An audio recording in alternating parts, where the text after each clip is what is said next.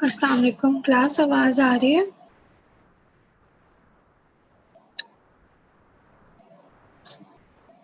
बच्चों आवाज़ आ रही है मेरी? Yes ma'am. अच्छा, मैंने आप लोगों को जो लिंक भेजा था 24th लेक्चर का था। मैं 25 6 में मेंशन कर दिया था वो नेक्स्ट है, ठीक है। And I have to talk something about the viva, but पूरी क्लास होगी तब बात करते हैं इस पे। पहले हम लेक्चर स्टार्ट कर लेते हैं। लेक्चर इतना कोई लंबा नहीं है, so let's start with it, and if there is any issue you can tell me.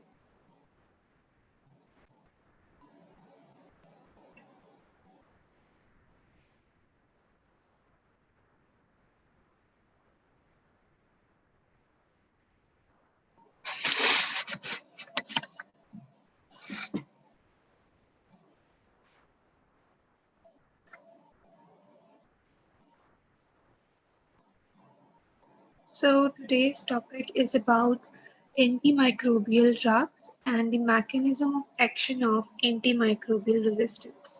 That includes the antibiotics or antifungals, etc. Antivirals भी सब कुछ इसमें आएगा. So this is a structure of a bacterial cell. ठीक है, आपका जो bacterial cell है उसके बाहर से स्टार्ट करते हैं जी। इसमें कैप्सूल है, this blue one is the capsule, और ये सेवरल, इस पे फ्लैजुला है. And then you move on to the cell wall and then plasma membrane और cell membrane, और इसके बाद इसका न्यूक्लिक एसिड होता है, that is the DNA, and it also contain the pilus, और इसमें ही प्लाज्मिड भी हो सकता है और इंक्लूजन बॉडीज हो सकती हैं. This one is plasmid. Inclusion bodies जो होती हैं वो डेंस प्रोटीन्स होते हैं. So this is the basic structure. और ये आपका मेजर फ्लैचेलम है, पिंक वन. ये आपको ना वो पेपर में आ भी सकता है, तो ड्रॉ इट. और जिसकी टाइप्स हैं जी, उसमें इनकी शेप्स की बेस पे टाइप्स हैं. Like cocci. कोकाई जो है वो सफेद है, राउंड शेप्ड है. Focus the single one. और पेड़ में है तो डिप्लोकोकाई, टेट्राड. ठीक है, और अगर 8 में है तो दैट इज सार्सिना. स्ट्रेप्टोकोकाई जो होते हैं आपके, वो चेन फॉर्म के अंदर होते हैं. ठीक है, लाइक स्ट्रेप्टोकोकस पायोजेनिस. और जो स्टेफिलोकोकाई होते हैं वो क्लस्टर फॉर्म में होते हैं, जैसे स्टेफिलोकोकस ओरियस. बेसिलाई जो होते हैं वो बेसिकली रॉड शेप्ड होते हैं. कोको बेसिलस में जो है वो एक मिड शेप आ जाती है. It's not very round, not the rod one. Diplobacilli में पेयर होगा, स्ट्रेप्टो में चेन आएगी, और पैलिसेड्स जो है वो ये क्लस्टर फॉर्म में. स्पाइरल शेप भी हो सकते हैं आपके बैक्टीरिया. कॉरेनी बैक्टीरियम जो है उसकी शेप थोड़ी डिफरेंट है. विब्रियोज कॉमा शेप्ड होंगे, and the spirochete look like this.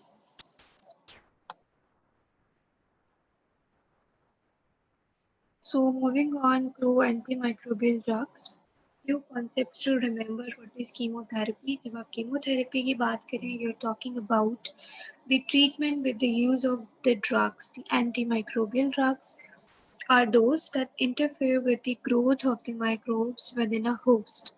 और जो antibiotic है, that is a substance produced by a microbe that in small amounts inhibits the another microbe,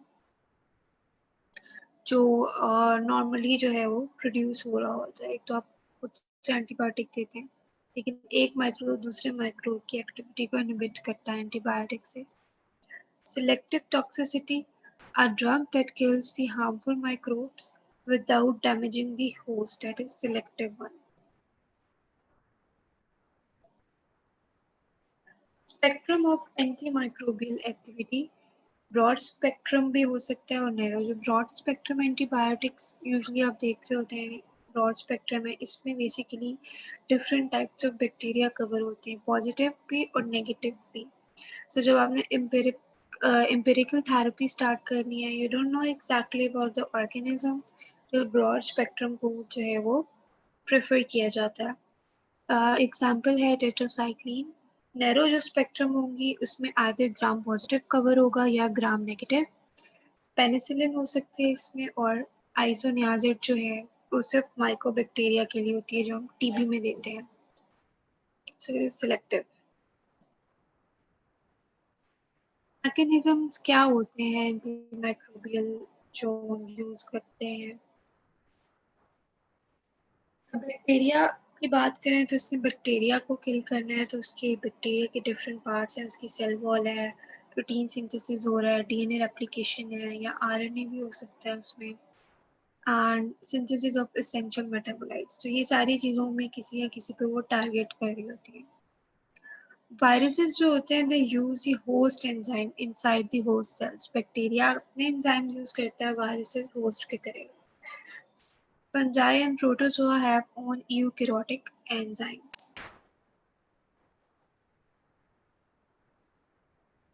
So here is a classification and this is important, जिसके अंदर हम different antimicrobials पढ़ेंगे, antibiotics पढ़ेंगे। Cell wall inhibitor हो सकती हैं, glycopeptide inhibitors हो सकती हैं, protein synthesis, topoisomerase inhibitor, anti metabolites, anti mycobacterials and sulphonamides. Let's see. तो इसमें भी सेल वॉल है, ठीक है, बैक्टीरिया की। सेल वॉल को कौन कौन इनहिबिट कर सकती हैं, किल कर सकती हैं? दैट कैन बी पेनिसिलिन्स, सेफलोस्पोरिन्स हो सकती हैं, कार्बापेनियम्स एंड ग्लाइकोपेप्टाइड्स। टॉक्सिक मेटाबोलाइट्स जो है इन पे कौन एक्ट कर सकती है? मेट्रोनिडाजोल कर सकती है, दैट इज। नेक्स्ट है जी आरएनए पॉलीमरेज, ठीक है, इसके ऊपर एफएमपिन एक्ट कर सकती है। डीएनए की सारी जो है वो आपको न्यूक्लिक एसिड सिंथेसिस के जो स्टेप्स हैं उनमें डिफरेंट जगहों पे इन्वॉल्वमेंट है। डीएनए गायरेज को पर्टिकुलरली कौन एक्ट करेंगी? फ्लोरोक्विनोलोन्स करती हैं। प्रोटीन जो सिंथेसिस है उस पर नाइट्रोफुरेंटोइन एक्ट कर सकती है। प्रोटीन सिंथेसिस के ऊपर क्या है जी, दो राइबोसोम्स के दो सब यूनिट होते हैं, एक 50S होता है और एक 30S होता है। तो जो ये 50S ऊपर और नीचे जो है वो 30S। अच्छा, तो 50S जो है इस पे मैक्रोलाइड्स हो सकती हैं, लिंकोसामाइड्स हो सकती हैं, और 30S जो स्मॉलर सब यूनिट है उस पे टेट्रासाइक्लिन्स एक्ट करती हैं और अमाइनोग्लाइकोसाइड्स। फॉलिक एसिड पाथवे जो होता है ये भी डीएनए सिंथेसिस के लिए इम्पोर्टेंट होता है, और इसमें डिफरेंट प्रोडक्ट्स बन रहे हैं आपके पास। इस पर डेप्सोन सल्फॉक्साजोन होती है, वो एक्ट कर सकती है, या सल्फॉक्सोन भी कहते हैं। माइकोलिक एसिड जो पाथवे है जिसमें फेज 1 फेज 2 जो है रिसेप्टर्स वगैरह इन्वॉल्व होते हैं, इस पे आइसोनियाजिड जो हम टीबी में देते हैं और एथिम्ब्यूटोल, ये दोनों टीबी की ड्रग्स हैं, माइकोबैक्टीरिया के लिए होती हैं, तो वो माइकोलिक एसिड पाथवे पे एक्ट करेंगी।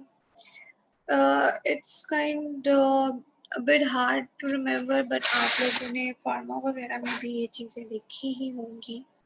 सो जस्ट इसमें ये है कि जो आगे मैकेनिज्म है उसकी एग्जांपल्स आनी चाहिए कि या कौन सी ड्रग किस मैकेनिज्म के थ्रू एक्ट कर रही होती है, एटलीस्ट जो मैंने मेंशन की है। बैक्टीरियासिडल वो होती हैं जो माइक्रोब्स को डायरेक्टली जाके डिस्ट्रॉय करेंगी, और बैक्टीरियोस्टैटिक वो होती हैं जो उसकी ग्रोथ को प्रिवेंट करती है। So basically they are not killing the bacteria. Bactericidal bacteriostatic जो एंटीबायोटिक्स हैं इनके नाम आपको आने चाहिए। इसमें एक जो है वो एब्रिविएशन बनाया है इसको याद रखने के लिए। बैक्टीरियासिडल में vancomycin, fluoroquinolones, penicillin, aminoglycoside, cephalosporin, carbapenems, metronidazole. And bacteriostatic में एरिथ्रोमाइसिन या और भी अदर जो मैक्रोलाइड्स हैं, क्लेज़ोथ्रोमाइसिन वगैरह, clindamycin, sulfamethoxazole, trimethoprim, tetracyclines and chloramphenicol. That's the same thing. So let's see इनके जो है वो डिफरेंट मैकेनिज्म में inhibition of the cell wall synthesis, penicillin, cephalosporin, bacitracin और वेनकोमाइसिन हो सकती है, ठीक है। So that is the cell wall. फिर हम इस पे आ जाते हैं, आपकी ट्रांसक्रिप्शन होती है, ट्रांसलेशन होती है। Translation is the protein synthesis, protein बनना है तो उस पर जो है वो क्लोरमफेनिकोल, एरिथ्रोमाइसिन वगैरह एक्ट करेंगे। ठीक हो गया। इंजरी टू प्लाज्मा मेम्ब्रेन भी कर सकती है, इसमें सेल वॉल वाली थी और नीचे प्लाज्मा मेम्ब्रेन है, इसको भी डिस्टर्ब कर सकती है। पॉलीमाइक्सिन बी इसके एग्जाम्पल है। And inhibition of synthesis of essential metabolites जो इसके लिए जरूरी है सेल के लिए, इसको जो इनहिबिट करेंगी उसमें सल्फेनालामाइड और ट्राइमेथोप्रिम हो सकती है।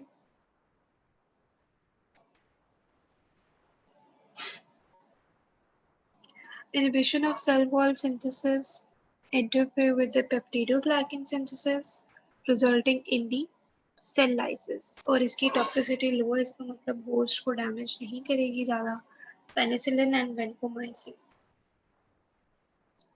सो क्योंकि सेल वॉल पेप्टिडोग्लाइकन की बनी हुई होती है, सो उसको ये इनहिबिट कर रहा है। आपसे ये भी पूछा जा सकता है कि सेल वॉल को कौन डिस्ट्रॉय करेगा या पेप्टिडोग्लाइकन सिंथेसिस को कौन इनहिबिट करिए। Other antibiotics in penicillin family beta-lactams, ampicillin, methicillin, and oxacillin. इसमें ampicillin important है। Inhibition of protein synthesis हम पढ़ चुके हैं जी, 70S, 50S और 20S, and इसके साथ interact करेंगी। टेट्रासाइक्लिन्स हो सकती हैं, क्लोरमफेनिकोल, एरिथ्रोमाइसिन, स्ट्रेप्टोमाइसिन, ये वही चीज़ें रिपीट हो रही हैं बिकॉज इसमें यही याद करने वाली है कि मैकेनिज्म क्या और एग्जाम्पल्स क्या हैं, this is important. Plasma membrane को जो डिस्टर्ब करेंगी उसमें आपके पास जो है वो पॉलीमाइक्सिन बी थी जो एंटीबैक्टीरियल है, या फिर एंटी फंगल है, मिकोनाजोल, ये बहुत कॉमनली यूज होती है। Inhibition of nucleic acid synthesis में जी रेफेम्पिसिन, क्विनोलोन्स होती हैं और ये toxic anti human cell, this is one important trait. Competitive जो इनहिबिशन होती है कि एंजाइम्स की, कि जहाँ पे आके सबस्ट्रेट ने लगना होता है वहाँ पे आके ये एंटीबायोटिक्स लग जाएंगी। ठीक है, क्योंकि वो सबस्ट्रेट की तरह होती है, तो इसका मतलब एंजाइम एक्शन को इनहिबिट कर रही है और इम्पोर्टेंट मेटाबोलाइट्स जो चाहिए डिफरेंट प्रोसेसेस के अंदर जो कि सेल के लिए इम्पोर्टेंट है, like for example folic acid synthesis बहुत ज़रूरी होता है डीएनए और आरएनए बनाने के लिए। सो उसमें सल्फा ड्रग्स हैं जो इस फॉलिक एसिड सिंथेसिस को इनहिबिट कर देती हैं। Sulfonamides, also known as sulfa drugs, they are effective against a broad range of microorganisms and they block the specific step in the biosynthetic pathway. इसमें interfere करती है with para amino butyric acid and folic acid formation को, ये पता होना चाहिए। And destroying the bacteria की कौन सा स्टेप है इसमें, पैरामाइनो ब्यूटारिक एसिड और फॉलिक एसिड, क्योंकि पैरामाइनो ब्यूटारिक एसिड से ही आगे फॉलिक एसिड बनता है। तो कंपेटिटिव इनहिबिटर यही है कि यहाँ पे लगना था जी सबस्ट्रेट और उसकी जगह आके ड्रग लग गई है, लाइक अगर कोई सल्फर ड्रग थी। सो एंजाइम जो होता है उसमें दो साइड्स होती है, एक्टिव साइट है, एक्टिव साइट के ऊपर सबस्ट्रेट लगता है और एक इसकी एलोस्टेरिक साइट होती है। ठीक है, इसके ऊपर भी यूजुअली जो है इस पे क्या है, अगर कोई नॉन कम्पिटिटिव इनहिबिटर होगा तो वो उसकी इस साइड पे एक्ट करेगा क्योंकि यहाँ पे सबस्ट्रेट नहीं लगता। ठीक है, तो दैट इज नॉन कॉम्पिटिटिव, कोई कंपटीशन नहीं है, बट यहाँ सबस्ट्रेट लगना था और इसकी जगह क्या है, यहाँ पे एंजाइम इनहिबिटर आएगा और वो इसकी साइट को ऑल्टर कर देगा। ऑल्टर होने से सबस्ट्रेट फिट इन नहीं होगा और कंपेटिटिव इनहिबिटर आगे फिट इन हो जाएगा।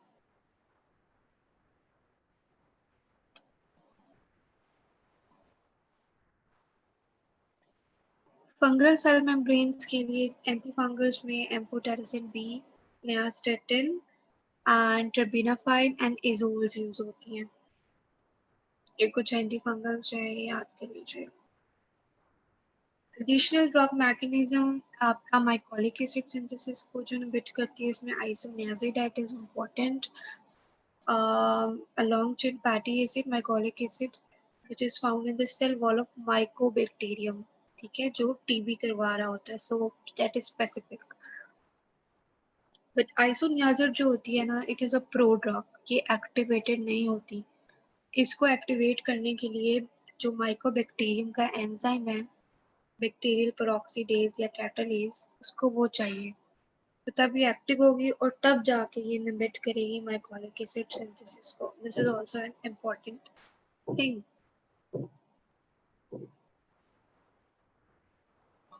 मेट्रोनिडाजोल जो है, it is effective against the anaerobic bacteria and certain protozoa because it acts as an electron sink. Usually आप उसको दे रहे होते हैं जी abdominal disorder, डायरिया, इस तरह के इन्फेक्शन में. सो ये क्या करेगा, इलेक्ट्रॉन्स जो है उसको it acts as an electron sink, taking away the electrons that the organism need to survive. So electrons को remove कर देगी इसमें से. And it also forms toxic intermediates that damage the DNA. So metronidazole का mechanism पूछा जाए तो आपने इसमें इलेक्ट्रॉन का बताना है कि वो जो है ऑर्गेनिज्म से कैरी कर लेगी और टॉक्सिक इंटरमीडिएट्स बनाएगी.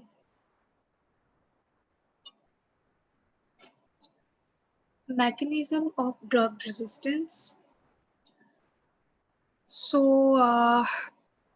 ऊपर देखें जी, इनएक्टिव ड्रग इनएक्टिव हो सकती है जब ड्रग रेजिस्टेंस का बात ही अगर ड्रग ही इनएक्टिव हो गई है. और ये हो सकता है जो बीटा लैक्टम ड्रग्स होती हैं, बीटा लैक्टम ड्रग्स हम पेनिसिलिन और सेफलोस्पोरिन्स को कहेंगे, और बीटा लैक्टमेजेस आर द एंजाइम्स जो कि बीटा लैक्टम ड्रग्स को इनएक्टिवेट कर देते हैं. मॉडिफाइड ड्रग टारगेट इन दी बैक्टीरिया. अब डिफरेंट अगर म्यूटेशंस आ गई हैं जहाँ पे आपकी ड्रग ने एक्ट करना था, अगर पेनिसिलिन बाइंडिंग प्रोटीन्स पे म्यूटेशन है तो पेनिसिलिन काम नहीं करेंगी, ड्रग रेजिस्टेंट हो जाएगी, ठीक है. 6 पे देखिए, म्यूटेशन इन कैटालेज पेरोक्सीडेज. तो कैटालेज पेरोक्सीडेज ने क्या करना था, आइसोनियाजिड को एक्टिवेट कराना था. जब वही एक्टिवेट नहीं हो रही तो इसका मतलब क्या हुआ कि ड्रग रेजिस्टेंट आ जाएगी, ठीक है. Reduce the permeability of the drug. अगर पोरिन प्रोटीन जो परमेबल नहीं है, सेल तक पहुंच नहीं सकती. एंड इसमें एग्जांपल है जी पेनिसिलिन अमाइनो ग्लाइकोसाइड्स की. Export of drug from the bacteria. Multi drug resistant pump हो सकता है बैक्टीरिया के अंदर के वो बैक्टीरिया अपने तक पहुंचने ही नहीं देता उसको, ठीक है, उसको रेजिस्ट करता है वाया अ पंप. और टेट्रासाइक्लिन, सल्फोनामाइड्स एंड क्विनोलोन्स के अगेंस्ट ये डेवलप हो चुका है. और आप हमने ये पढ़ लिया हुआ है कि ड्रग रेजिस्टेंस एक बैक्टीरिया से दूसरे बैक्टीरिया तक किस तरह हो जाती है. हमारे 3 मैकेनिज्म थे जो हमने पढ़ी है, ठीक है. ये बीटा लैक्टम वाला भी इम्पोर्टेंट है. जो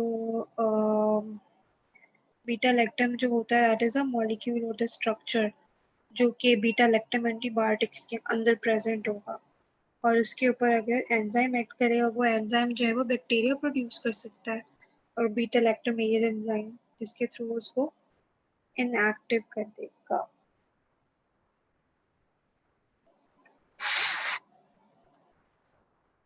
Okay, that's all for today.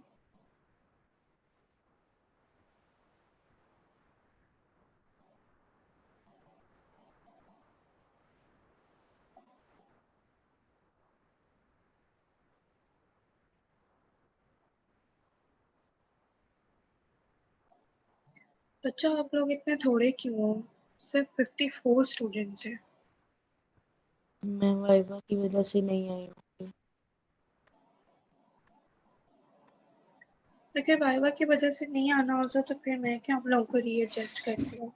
आप लोगों से मैंने ये बात करनी थी, मैंने ऑलरेडी आप लोगों से पूछा, ठीक है. उसके बाद किसी क्लास है, क्विज है.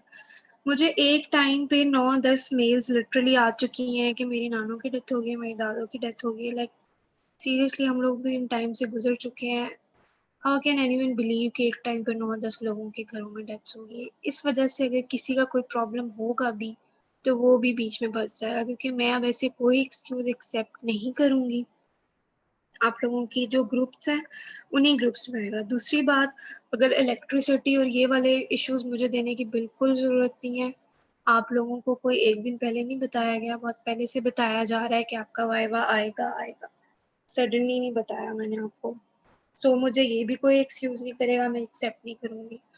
तीसरी बात, अगर कोई बीमार है या ऐसा कोई भी इमरजेंसी है तो आप मुझे रिपोर्ट शो कर सकते हैं, आप मुझे कोई अपनी हॉस्पिटल स्लिप प्रिस्क्रिप्शन शो कर सकते हैं। आई वेरीफाई इट और then I will allow it.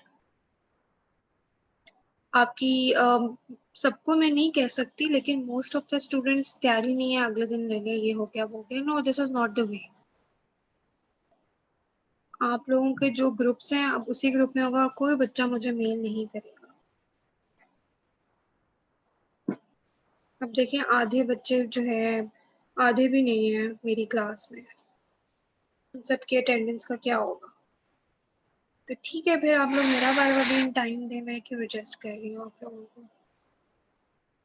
This is very bad. जो लोग लेम एक्सक्यूजेस करते हैं उन स्टूडेंट्स के लिए मैं बहुत परेशान हूँ। आप लोग 50 लोगों ने मुझे मेल की है, आधी क्लास मुझे मेल कर चुकी है।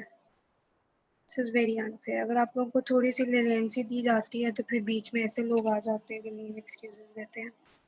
सो वाइवा जो है वो टाइम पे होगा, इतना कोई टफ वाइवा नहीं हो रहा। सेशनल का वाइवा है, कोई इतना डिटेल भी नहीं हो रहा, थोड़े बहुत एक दो क्वेश्चंस होते हैं और अगर कोई सही जा रहा है तो बस वाइवा खत्म हो जाता है। इतनी कोई टेंशन वाली बात नहीं है, आराम से पढ़े बैठ के।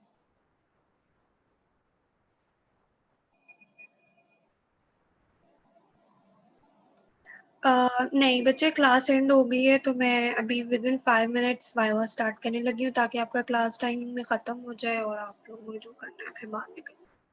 मैंने एक लेक्चर इसीलिए रखा था कि टाइम तो शॉर्ट है। और मैम टोटल लेक्चर्स कितने हैं हमारे? बच्चे, इसके बाद आपके मैं लूँगी मेरा ख्याल है 2 लेक्चर्स और, मे बी एक में ही कवर करा दूँ या फिर इस वीक के 2। हाँ, okay let ma'am. Me confirm. 2 ही मैंने आप लोगों के लाइक वो 2-2 कंबाइन हो जाते हैं ना, तो वो 2 ही बनते हैं, 25, 26, 27, 28 इंशाल्लाह। मैम जिनका वाइवा नहीं है वो जा सकते हैं अगर आपने अटेंडेंस नहीं लेनी? हाँ, अटेंडेंस आप लोगों की उस पे होगी रिकॉर्डिंग में। बच्चे मैंने आपको बिठा के तो नहीं रखना। जिनका वाइवा है वो अपना लिंक ज्वाइन कर लें। भी 56 हुए हैं, 10 बजे वाइवा स्टार्ट करते हैं।